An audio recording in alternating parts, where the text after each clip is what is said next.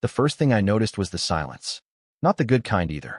Not that peaceful early morning silence you get out in the woods when the fog is still hanging low and the birds haven't fully woken up yet. This silence felt wrong, empty somehow, like the land itself was holding its breath. Then I saw the stumps. Fresh cuts, pale wood still wet with sap. And right there, standing in the middle of my property line like he owned the place, was a yellow logging machine bigger than my first house. That was the moment I realized somebody had just made the most expensive mistake of their life. I own about 78 acres outside a little town called Belridge, Tennessee. Not ranch land, not farmland, timber, mixed hardwood mostly, red oak, cedar, hickory, a few old walnut trees that my grandfather used to brag about like they were members of the family. He planted some of those walnuts himself back in the late 60s, which sounds crazy now because nobody plants walnut trees expecting to enjoy them personally. You plant those for your kids, maybe your grandkids if life works out right. My granddad used to say trees teach patience better than church ever could. At the time, I thought that sounded like old man nonsense. Turns out he was right about most things. The property had been in my family 3 generations. When my dad passed, everybody assumed I'd sell it off. Truth is, financially, it probably would have made sense. I worked construction for almost 20 years before my knees started giving me problems, and there were definitely months where the taxes on that land hit harder than I wanted to admit. But every time I thought about selling it, I'd walk those woods for an hour and change my mind. There's something about land your family bled on that gets into your bones. About a month before everything happened, a logging company moved onto the neighboring parcel north of mine. Company called Ridgeline Timber Services. Big operation. Expensive equipment. Crews everywhere. You could hear chainsaws and diesel engines from sunrise till dark. Honestly, I didn't think much of it at first. Timber gets cut around here all the time. It's part of life in eastern Tennessee. Still, there was something about those guys I didn't like. Maybe it was the way they drove too fast down the county roads, spraying gravel everywhere. Or maybe it was because every conversation with them somehow felt like they were already irritated before you even opened your mouth. A lot of those outfits roll into small towns acting like locals are obstacles instead of people. The first time I met their foreman was at Miller's gas station off Route 18. Big guy named Travis Boone. Thick neck, mirrored sunglasses, dipped and shoved into the sleeve of his flannel. He nearly clipped my truck backing up his trailer and acted annoyed at me for existing. He looked at my muddy boots and said, "You one of the landowners around here?" I said, "Depends who's asking." That got a laugh out of the cashier, but Travis didn't smile. He just spat into a bottle and nodded toward the hills. "We're clearing Northridge this month. Gonna be loud." I remember saying, "Long as you stay on your side of the markers, I don't care if you launch rockets up there." He smirked at that. Not friendly either. More like the kind of smile somebody gives when they already think the rules don't apply to them. A week later, I noticed one of my orange boundary stakes had been knocked over. Now, that by itself doesn't sound like much, but landowners notice stuff like that, especially people who grew up working property lines. I hammered the stake back in, checked the steel survey pin underneath, and figured maybe a machine brushed against it accidentally. Then another marker disappeared. Then another. That's when the little voice in my head started whispering. I called the county survey office just to double-check my maps. Everything matched exactly. My grandfather paid for a full legal survey back in 1984 after some dispute with a neighboring cattle farmer, so our property lines were unusually clear. Steel pins every few hundred feet. Bright paint markings on key trees. No confusion unless somebody wanted there to be confusion. And that's what bothered me. Because confusion is messy. This felt deliberate. A couple days later, my neighbor Earl Jensen stopped by while I was splitting firewood behind the barn. Earl's retired Army, pushes 70, still walks around like he's inspecting troops. He leaned against the fence and said, "You been up north end lately?" I shook my head. "Not this week." He scratched his beard. "Might wanna." That was all he said. Earl's one of those men who never wastes words unless they matter. So the next morning I grabbed my thermos and headed up the ridge just after sunrise. Cold morning too. Frost still crunching under my boots. As soon as I got halfway up the trail, I smelled fresh-cut wood. Sharp smell. Sweet almost. Then I noticed sunlight coming through places sunlight shouldn't have been coming through. That stopped me cold. See, when you spend enough years walking the same stretch of woods, your brain memorizes it without you realizing. You know where shadows fall, which trees lean slightly east, Which rocks stay damp after rain. So when something changes, you feel it before you understand it. And my woods felt wounded. I kept walking faster. That's when I found the first stump. Fresh. Smooth cut. Couldn't have been more than a day old. Then another. Then 5 more. I remember just standing there blinking at them because my brain refused to catch up. It honestly felt like walking into your house and finding somebody stole half the walls. The further I walked, the worse it got. Entire sections gone. Massive red oaks that had probably stood there before I was born, erased. Cedars flattened into muddy tracks. Branches scattered everywhere like bones after a storm. And then I reached the walnut line. That's the part one still get angry thinking about. Those walnuts sat along the north slope near the creek bed. Straight trunks. Mature growth. Absolutely beautiful trees. My grandfather used to walk me down there when I was a kid and tell me, "These trees will still be standing when you're old and mean." Instead, all I saw were stumps. 7 of them. Cut low and clean. I actually laughed when I saw it. Not because it was funny, more because I couldn't believe somebody could be that stupid.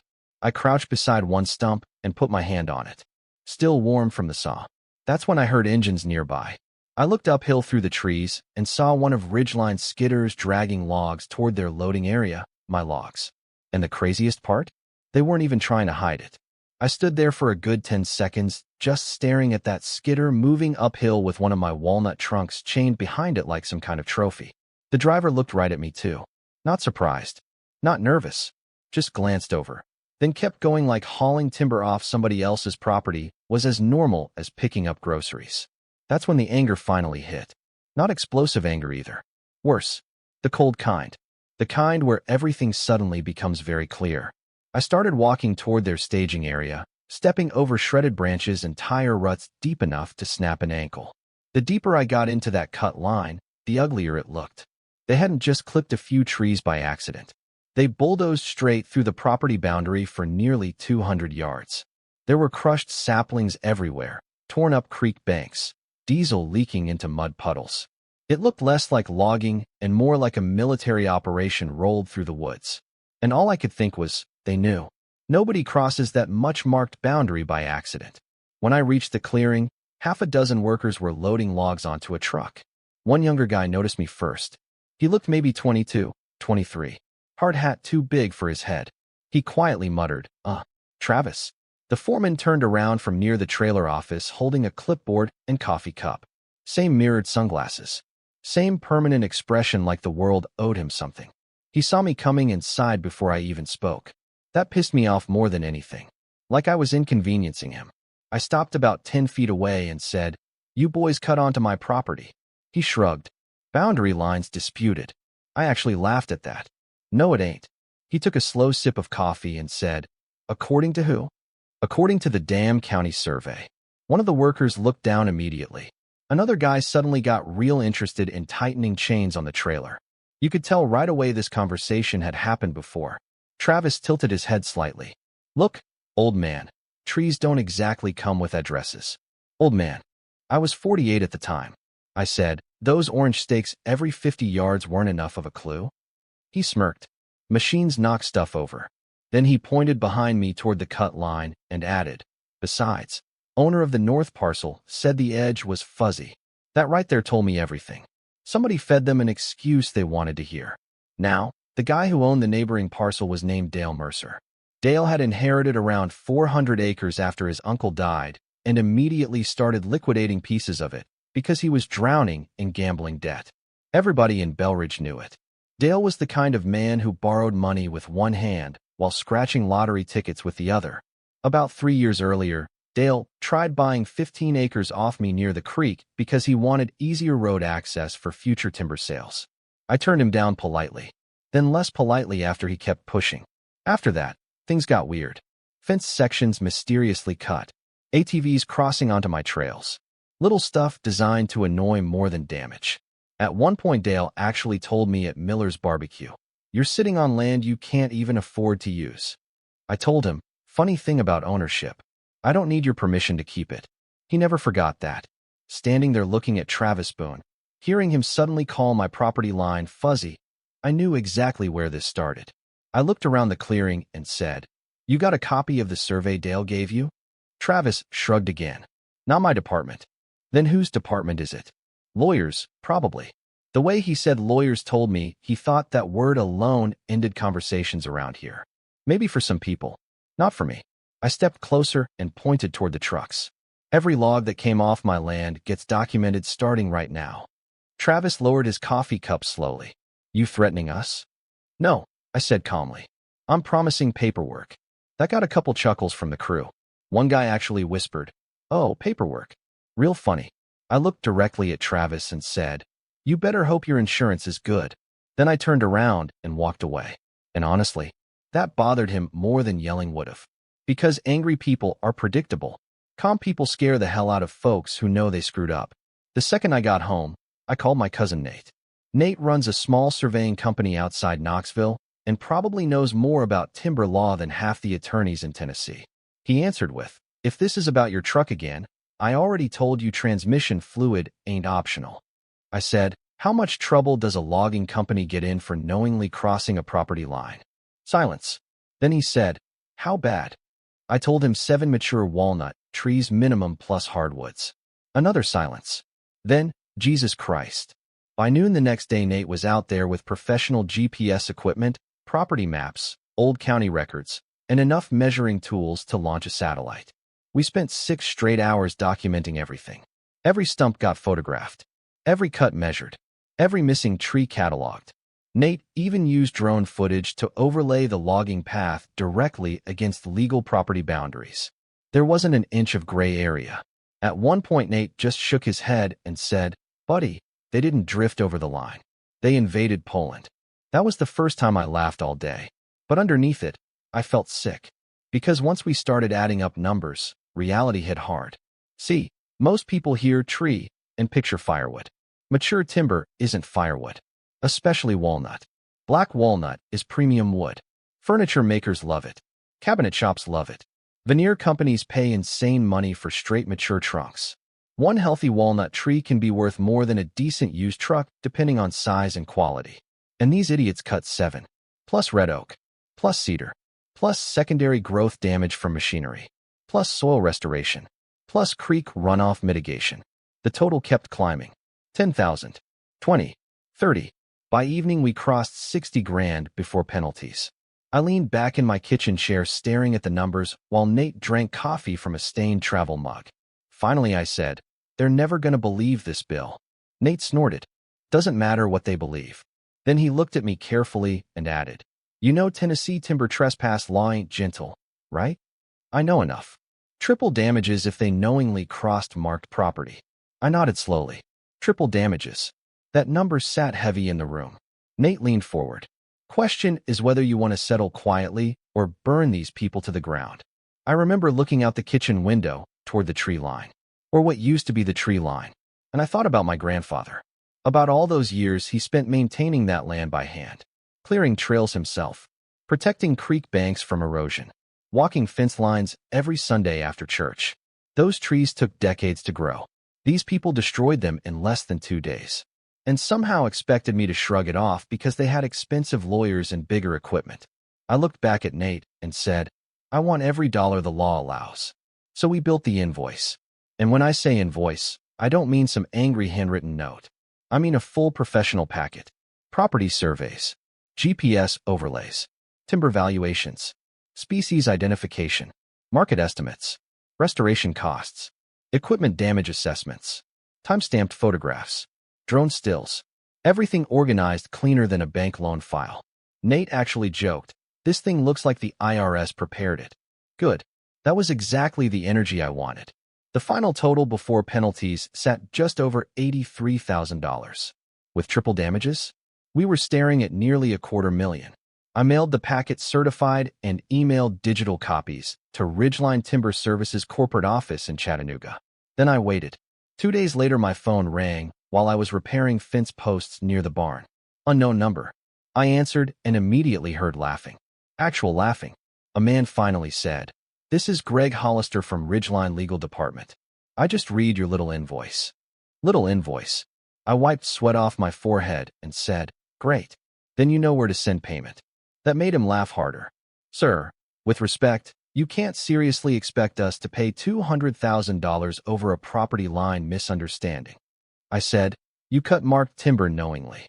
He replied, allegedly. That word right there. Allegedly. Corporate people love words that make theft sound temporary.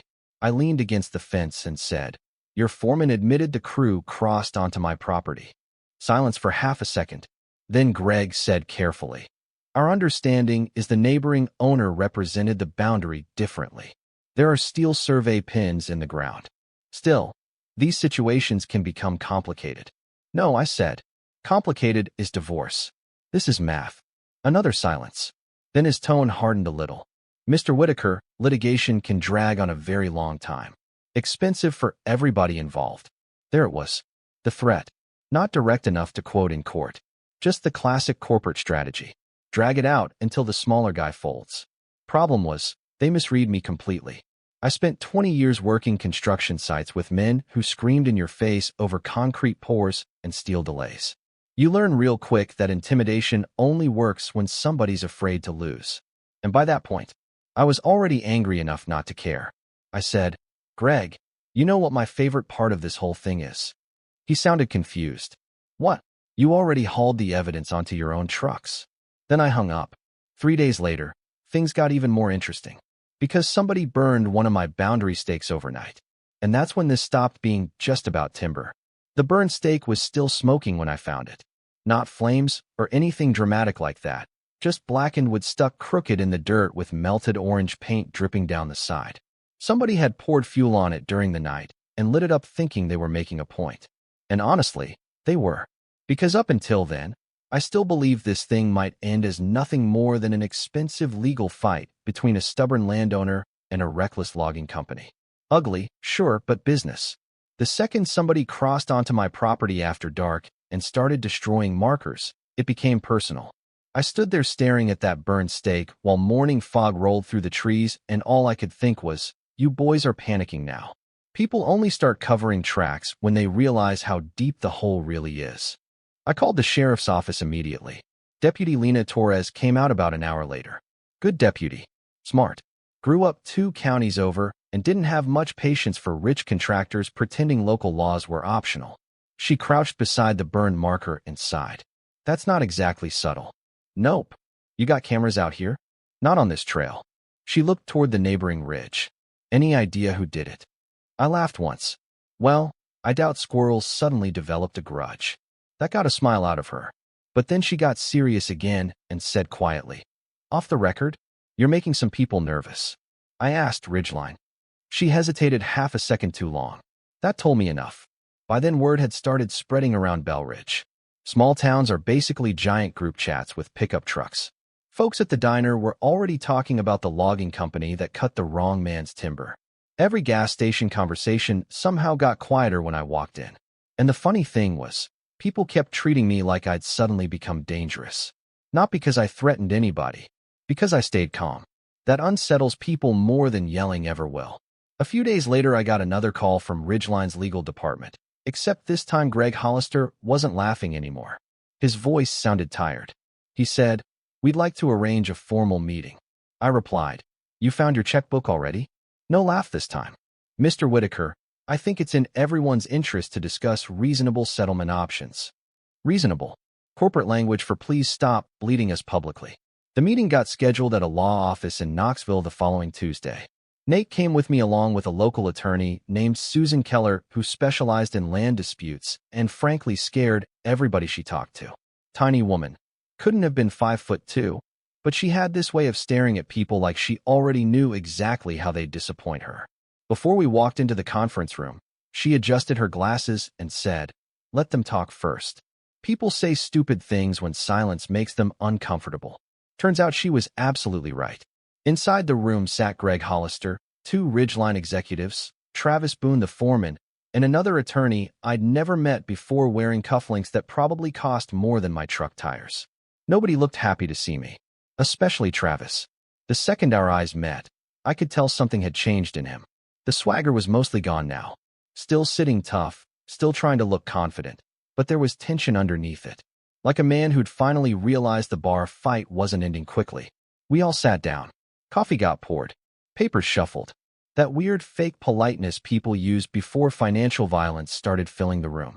Greg cleared his throat first. Mr. Whitaker, after reviewing documentation provided by your surveyor, we acknowledge there may have been unintentional encroachment during harvesting operations. Susan immediately said, "You mean trespass?" The room went quiet. Greg forced a smile. As I said, encroachment. Susan smiled right back. And as I said, trespass. I gotta admit, watching expensive lawyers politely threaten each other is kind of entertaining. Greg slid a folder across the table. Ridgeline is prepared to offer a settlement of $90,000 in good faith. 90,000. A week earlier, that number would have sounded life-changing. Now it just annoyed me. Susan didn't even touch the folder. She simply asked, "Is this before or after statutory treble damages?" One of the executives finally spoke up. Gray-haired guy named Martin Keene. "Let's not pretend this case is guaranteed." Susan opened our file calmly. Marked property boundaries. GPS documentation. Drone imaging. Witness statements. Admitted harvesting activity. Burned survey marker after notice of claim. She looked directly at him. "You're right. It's not guaranteed." Then she paused. "It's catastrophic." That word hit the room hard. You could actually feel the energy shift. Travis muttered something under his breath and leaned back in his chair. Susan turned toward him immediately. "Would you like to repeat that for the record, Mr. Boone?" He looked away. "See, guys like Travis survive their whole lives on intimidation. Loud voice. Big equipment. Bigger attitude. They expect regular people to back down the second conflict gets uncomfortable. But courtrooms don't care how wide your shoulders are." And deep down, I think he finally understood that. Greg rubbed his temples and tried another angle. Dragging this through court helps nobody. I finally spoke for the first time in nearly 10 minutes. "You know what helps me?" I said. "Not having 70-year-old walnut trees stolen." Nobody answered that. I leaned forward slowly. "You know the part that really bothers me? It's not even the money anymore." Martin crossed his arms. "Then what is it?" "The assumption." He frowned. "What assumption?" "That because I live in a small town and wear muddy boots, you figured I'd roll over once lawyers got involved." Silence again. And here's the thing people misunderstand about moments like that. I wasn't trying to sound tough. I genuinely meant it. The money mattered, sure. The land mattered more. But what really got under my skin was how casually they dismissed the damage. Like old trees, creek beds, family property. All of it was just collateral beneath their schedule. Like efficiency mattered more than stewardship. My grandfather would have hated that. Greg finally asked carefully, "What exactly are you asking for today?" Susan answered before I could. "Full damages under state timber trespass statute, plus restoration costs." The executive actually scoffed. "That's absurd." Susan replied instantly, "No, Mr. Keene. What's absurd is cutting through clearly marked private property because your crew was behind schedule. That landed hard because nobody denied it. Not one person at that table claimed confusion anymore. The whole boundary dispute story had completely collapsed. Now it was just about money and accountability. About 20 minutes later, the meeting paused so Ridgeline's team could discuss internally, which is corporate language for panic privately. I stepped outside onto the building patio while Nate lit a cigarette nearby. He looked at me and grinned. "You realize they're terrified, right?" I shrugged. "Good." Nate exhaled smoke and laughed softly. "Buddy, they thought they were bullying some rural landowner. Instead, they walked into a forensic accounting project with chainsaws. That one got me." I laughed harder than I had in weeks. Not because any of this was truly funny, but because stress eventually reaches a point where your brain just starts leaking humor to survive. About 15 minutes later, Greg came back outside alone. No tie now. Top collar undone. Different man entirely from the guy who laughed on the phone. He stood beside the railing quietly for a second before saying, "Off the record?" I shrugged. "Depends." He looked out toward the parking lot and said, "Travis pushed the crew too far south, trying to speed up extraction before rain hit. They knew the markers were there." I didn't say anything. Greg continued. "Dale Mercer told them nobody would fight it." There it was. The truth. Not confusion. Not accident. Greed mixed with arrogance. Most disasters are built exactly that way. Greg sighed heavily. Corporates worried about precedent. If this goes public, every landowner near an active harvest starts scrutinizing boundaries. And they should. He nodded once, like he knew I was right, but hated it anyway. Then he asked quietly, "What happens if we pay?" I looked at him for a long moment before answering. "You replant what you destroyed. You stay off my land forever. And maybe next time your crew see a boundary marker, they stop the machine instead of pretending not to." He gave a tired smile. Fair enough. 2 weeks later, the settlement cleared. Full payment. Not every penny we originally projected under maximum penalties, but enough that Ridgeline definitely felt it. Rumor around Bell Ridge was they had to delay 2 equipment purchases and restructure a harvesting contract after the payout. Could be gossip. Could be true. Either way, nobody crossed my boundary line again. As for Dale Mercer, things didn't end great for him either. Once lawyers started digging through communications, his little fuzzy boundary story unraveled fast. Last I heard, he sold another chunk of land to cover separate lawsuits and eventually moved out west somewhere. Funny how fast pride disappears when invoices start arriving. That spring, I used part of the settlement money to begin restoration work. New saplings, creek stabilization, soil repair. It'll take decades before that section of forest looks the same again, maybe longer. Some damage can be repaired financially, but never fully replaced. That's the part people online always argue about when they hear this story. Some folks say I should have taken the first settlement and moved on. Others think I should have dragged Ridgeline through court publicly and tried destroying the company completely. Truth is, I still don't know what perfect justice would have looked like, because no amount of money replaces 70 years of growth. But I'll tell you this. The first time I walked that restored section at sunset after the new saplings went in, I stopped beside one of the old walnut stumps and just stood there listening to the wind move through the hills. Same land, same creek, same dirt my grandfather walked decades ago. And for the first time since all this started, the woods didn't feel wounded anymore. Just healing. Slowly. Patiently. The way forests always do. But every now and then, especially when I pass those property markers, I still think about how close those guys came to getting away with it. If Earl hadn't warned me, if I waited another week, if those survey lines weren't documented so carefully, most people probably never would have known. And honestly, that's the part that should bother everybody. Because there are a whole lot of powerful people out there who count on regular folks staying quiet when something gets taken from them. Sometimes it's land. Sometimes it's money. Sometimes it's dignity. The details change, but the game stays the same. Anyway, I'm curious what you think. If you were in my position, would you have taken the first offer and walked away? Or pushed all the way through court for maximum damages? And do you think companies like Ridgeline deserved a second chance after something like this? Or should one mistake be enough to bury a business for good? Let me know down in the comments, because I've heard arguments both ways and honestly, some of them make pretty good points.